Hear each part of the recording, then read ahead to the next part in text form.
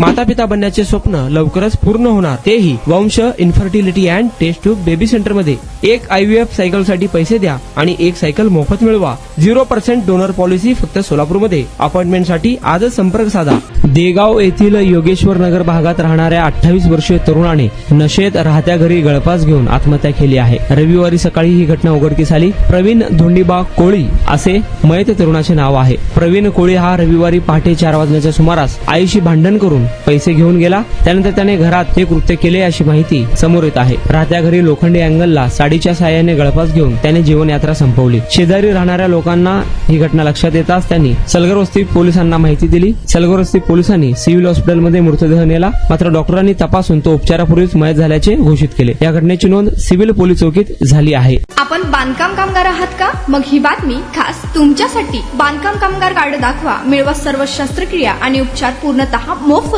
सोलापुरातील ISO नामांकित Qadri multi speciality हॉस्पिटलमध्ये बांधकाम कामगार योजना यांच्या माध्यमातून सर्व शस्त्रक्रिया आणि उपचार मिळणार मोफत। अस्थिरोग विभाग, दंतरोग, स्त्रीरोग, IVF सेंटर आणि विविध सर्जरी विभाग आता एकाच छताखाली। अनुभवी डॉक्टर, आधुनिक सुविधा, विश्वासार्ह उपचार।